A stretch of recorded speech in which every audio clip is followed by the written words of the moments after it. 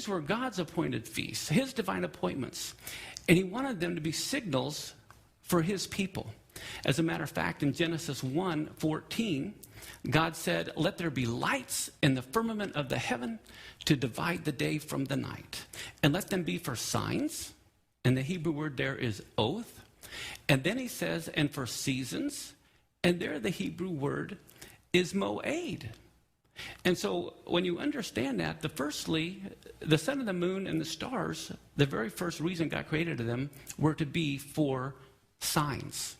And then for seasons. And don't think winter, spring, summer, fall. The Hebrew word season here is moed, the same word that is used for feast in Leviticus 23. So these were really for his divine appointments, the sun, the moon, and the stars. Things were going to happen on those days in the sun and the moon and the stars. And then they were for days and for years. And so I want to explain the difference. The Gregorian calendar, the calendar that we used, is based totally on the sun. The Muslim calendar is based totally on the moon. But God said, let them be for signs and seasons and months and years. So God has his own biblical calendar where the sun and the moon are used. For example, on the Gregorian calendar, to keep it up to date with the sun, we have to add a leap day. February 29th, 4 times every 4 years, we add 1 day. But on the biblical calendar, they have to add an entire month. They add a leap month 7 times over a 19-year time period because the months are based on the moon, but the years are based on the sun. But the Muslim calendar is totally based on the moon, and our calendar is totally based on the sun. And so we need to understand the importance of being on the biblical calendar. Now, the Hebrew word oath, which means sign, it also means in the sense of appearing, or a signal for his appearing. So the sun, the moon, and the stars plainly are God's signals for his coming, for his appearing. And the other thing is, these are at his predetermined appointed times.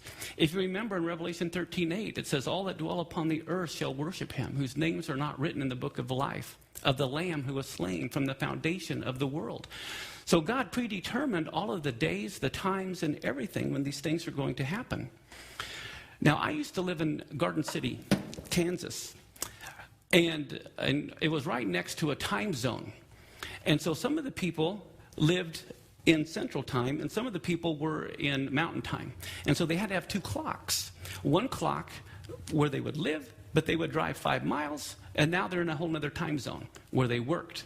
Well, we need to understand as the church that there's 2 time zones, so to speak. We have the Gregorian calendar that we need to have to work, but to understand God, we need to be on the biblical calendar. So what I really want you to get a grasp of is God predetermined the divinely appointed day, the when, the how, and even what music would be sung at his son's funeral. All the feasts were dress rehearsals for that fateful day on the very days they would occur.